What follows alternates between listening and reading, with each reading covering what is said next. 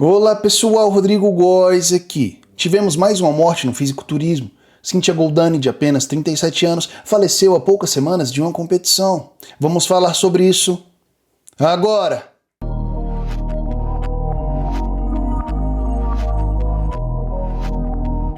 Antes de começarmos, eu quero falar rapidamente da Insider. Vocês já sabem que eu amo a Tech T-shirt, a blusa que molda os músculos, a blusa que desenha o shape. Mas hoje eu quero falar da cueca Comfort, o melhor lar que meu baseball bat. Já entrou a tecnologia Soft Touch, o tecido é maravilhoso. E o melhor, ela não enrola você colocar a calça jeans. Essa tecnologia é anti-odor, é a melhor cueca que um baseball bat pode querer. Utilizando o cupom GOES você vai ter um super desconto e a temperatura do seu garoto ficará regulada. Cola comigo, kids! Let's take care of our baseball bats!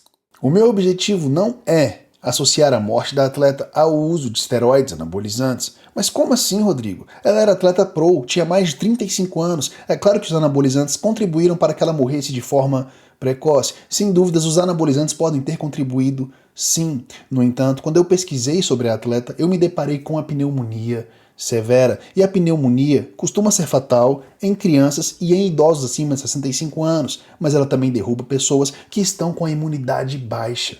Derruba pessoas que estão passando por uma dieta severa. E Cíntia estava de pré-contest, iria competir no dia 20 de julho. Pessoal, um pré-contest, que é a pré-competição, para quem não sabe, para mulheres é muito árduo. Elas passam fome, ficam desnutridas, se matam de fazer cardio, isso derruba a imunidade de qualquer um. Estou passando pano pro suco? Jamais, mas no caso dela, uma dieta extrema pode ter facilitado muito a proliferação dessa bactéria que ocasionou a morte dela. E sabe o que me surpreendeu nesse caso? A morte dela foi noticiada no mundo inteiro. Dá uma olhada. New York Post, um site australiano, news.com.au, outro site internacional, no The Sun, que é um site famosíssimo do Reino Unido. Então assim, aqui a gente vê que a Cíntia era uma atleta de alta performance, ela virou pro em 2021, a jornada dela estava só começando, mas ela já competia há muitos e muitos anos. Então, com certeza, para ela ficar assim, o uso de drogas tinha que ser alto, porque é impossível que uma moça fique tão seca sem o abuso de drogas, mas isso faz parte do esporte. Ela era da categoria Figure, que é a categoria acima do biquíni, acima da wellness, quando o assunto são drogas. Dá uma olhada na campeã do Figure, essa aqui é a Sydney Gillian, se eu não estiver enganado, isso mesmo, e ela diz que é natural, mas é impossível, pessoal. Eu não diria 100% impossível, porque ela tem uma genética negra, pode ser que ela seja 1 em 1 bilhão, mas para uma mulher ficar assim, nesse nível de condicionamento, tem que usar muitas drogas. Então eu entendo quando muitas pessoas na internet estão associando a morte dela aos esteroides. Mas o que que o marido diz? O marido diz... Esse aqui é o Instagram do marido dela, gustavocesar.gc. Quem quiser visitar o Instagram dele e mandar uma mensagem de apoio, tá aí o Instagram dele. E aqui ele escreveu: choque séptico, sepsis pulmonar, pneumonia bacteriana. Tudo começa com a pneumonia. Sepsis pulmonar é quando a infecção está só nos pulmões. Choque séptico é quando fica um quadro muito difícil, pois todos os seus tecidos já estão comprometidos. Fígado, rins, coração, tudo, a infecção se alastrou. E logo embaixo ele escreveu: essas foram as causas da partida do meu amor para junto de Deus. Nem embolia, que não foi comprovado, nem nada dessas coisas bizarras que estão falando por aí. Coisas bizarras, eu acredito que seja o pessoal que está falando que a culpa foi dos esteroides anabolizantes. Mas eu me deparei com uma matéria que chamou a minha atenção, tá? A matéria é desse site aqui, Sportlândia, uma matéria muito bem escrita, por sinal, parabéns ao jornalista. E o título, abre aspas, é culpa das drogas, fecha aspas. Causa da morte da atleta Cíntia Goldani revela preconceito no esporte. Mas será preconceito ou conscientização? Vamos reagir a essa matéria. Vamos lá, ela começa assim. Nessa semana, o cenário do fisiculturismo recebeu a inesperada notícia da morte de Cíntia Goldani, uma atleta de nível profissional vítima de complicações decorrentes da pneumonia. Cíntia Goldani, aos 36 anos, sofreu um choque séptico resultante de uma sepse pulmonar após um quadro avançado de pneumonia bacteriana. A notícia confirmada pela Muscle Contest International trouxe à tona uma onda de comentários nas redes sociais que culpam o uso de hormônios como a testosterona pela tragédia. E aqui tem alguns comentários. Vamos ver o comentário da Carol. Engraçado que para os bombados, um agravante no problema dela nunca foi o efeito a longo prazo do suco milagroso, né? Meus pêsames à família da moça. Um comentário pesado, mas um comentário verdadeiro. O bodybuilding é um esporte extremo e é um esporte que morrem atletas todos os meses e geralmente bem jovens, beleza? Embaixo outra pessoa escreveu: muito triste tudo isso. E para quem acredita que musculatura é sinal de saúde e resistência, tá aí. O que acontece, pessoal? Toda vez que morre um atleta, nunca é culpa do suco. Você nunca vai ver os atletas ou a comunidade fitness que usa as drogas culpando o suco. O porquê? É muito simples. Eles usam as drogas. Como eles vão culpar algo que eles gostam e usam há anos? É impossível. Então eles fazem essa ginástica mental para culpar tudo menos as drogas. Não estou me referindo ao caso da Cíntia. Calma. Mas é claro, se tem um momento que uma infecção tão séria como uma pneumonia pode te derrubar, será durante um pré-contest. Principalmente porque o show dela já estava se aproximando. Ela iria competir dia 20 de julho, se eu não estiver enganado. E o que acontece numa prep de bodybuilding? Você está depletado. Você está sem gordura corporal. Você está comendo pouco. Você está seca. Sua imunidade fica muito baixa. É por isso que várias vezes eu já disse aqui no canal que os melhores atletas não são o que tem a melhor genética. É o que tem 3 genéticas. A construção de músculos natural. Check. A genética de absorção de drogas. Check. E a mais importante no mundo do bodybuilding, a genética de resistência aos colaterais.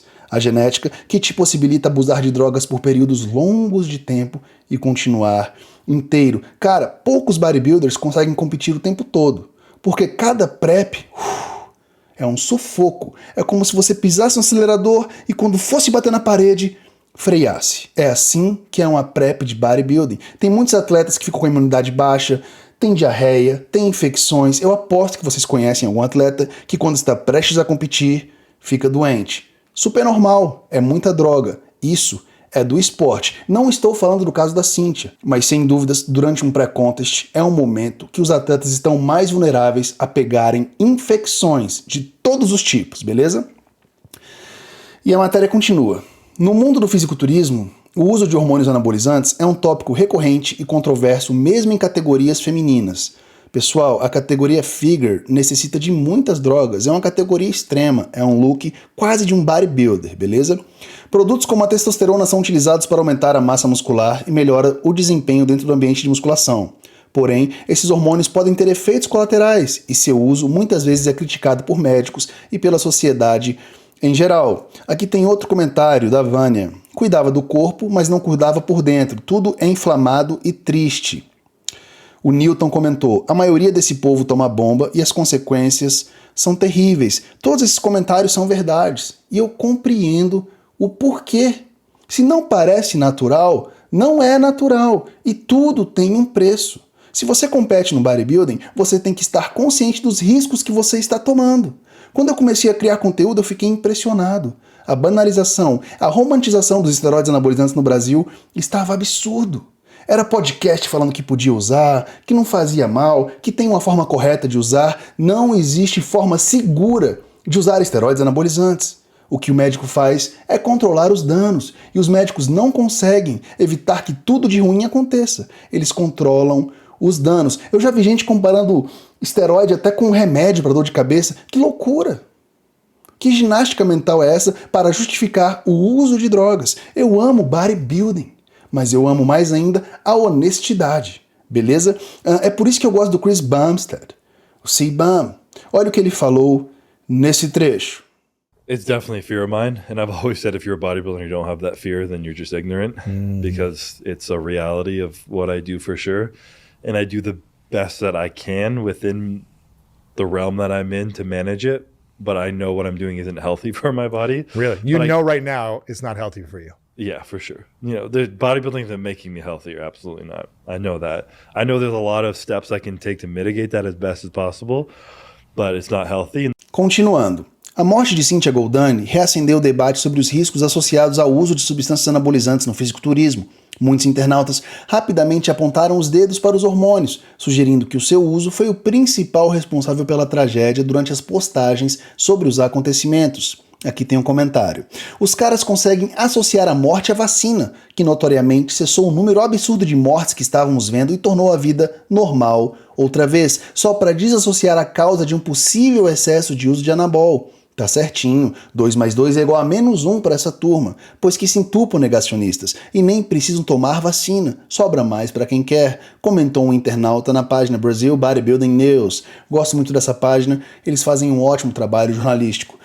Assim, pessoal, eu acho mais fácil qualquer problema de saúde ser proveniente de 10 anos de abuso de drogas do que algumas doses de vacina, mas não dá para saber. O que nós sabemos é que o uso e abuso de drogas acaba com a saúde de qualquer um.